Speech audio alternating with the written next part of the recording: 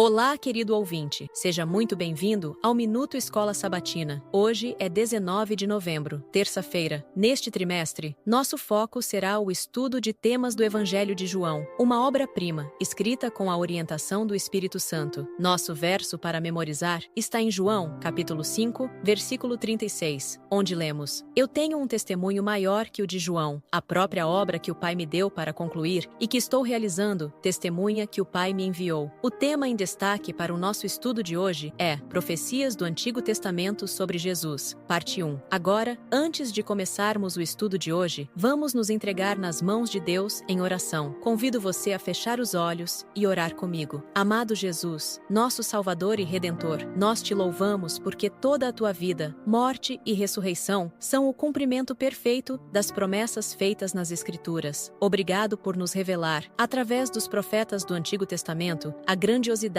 do teu plano de salvação. Senhor, ao estudarmos hoje as profecias que apontam para ti, pedimos que o teu Santo Espírito ilumine nossas mentes e aqueça nossos corações, assim como fizeste com os discípulos no caminho de Emaús. Ajuda-nos a compreender que as Escrituras testificam de ti e que cada promessa ali registrada é um lembrete do teu amor inabalável por nós. Renova a nossa fé, Senhor, e ensina-nos a confiar mais profundamente na tua palavra. Que ao estudarmos as profecias e os seus cumprimentos em tua vida, possamos reconhecer que tu és o Messias prometido e o centro de toda a Bíblia. Permita, Senhor, que nossas vidas reflitam o teu caráter e que possamos compartilhar com outros a certeza de que tu és o Cristo, aquele que veio, vive hoje e em breve voltará para nos levar ao lar eterno. Em teu santo nome, oramos. Amém. Vamos explorar a relação entre Jesus, a autoridade das Escrituras e as profecias do Antigo Testamento que o apontam como o Messias prometido. Por que será que Jesus, em suas discussões com os líderes religiosos, enfatizava tanto as Escrituras? O que isso nos ensina sobre a revelação de sua identidade e missão? Nos dias de Jesus, os líderes religiosos acreditavam na Bíblia. O Antigo Testamento era o fundamento de sua religião. No entanto, Jesus frequentemente reafirmava a autoridade das Escrituras diante deles, como lemos em passagens como João, capítulo 5, versículo 39. Examinais as Escrituras, porque julgais ter nelas a vida eterna, e são elas mesmas que testificam de mim. Por que Jesus fazia isso? Ele buscava revelar a verdade sobre quem ele era, mostrando que as Escrituras apontavam para ele como o cumprimento das promessas messiânicas. Ouça João, capítulo 1, versículo 23. João respondeu com as palavras do profeta Isaías: Eu sou a voz do que clama no deserto. Façam um caminho reto para o Senhor. Isaías, capítulo 40, versículo 3. Uma voz clama: No deserto preparem o caminho para o Senhor. Façam no deserto um caminho reto para o nosso Deus. João, capítulo 2, versículo 16 e 17. Aos que vendiam pombas disse: Tirem estas coisas daqui, parem de fazer da casa de meu pai um mercado. Seus discípulos lembraram-se que está escrito: O zelo pela tua casa me consumirá. Salmos, capítulo 69, versículo 9. Pois o zelo pela tua casa me consome, e os insultos daqueles que te insultam caem sobre mim. João, capítulo 7, versículo 38. Quem crer em mim, como diz a Escritura, do seu interior fluirão rios de água viva. Jeremias, capítulo 2, versículo 13. O meu povo cometeu 2 crimes. Eles me abandonaram, a mim, a fonte de água viva, e cavaram as suas próprias cisternas, cisternas rachadas que não retêm água. João, capítulo 19, versículo 36. Estas coisas aconteceram para que se cumprisse a Escritura: nenhum dos seus ossos será quebrado. Números 9:12. Não deixarão sobrar nada até o amanhecer, e não quebrarão nenhum osso do cordeiro. Quando a celebrarem, obedeçam a todas as leis da Páscoa.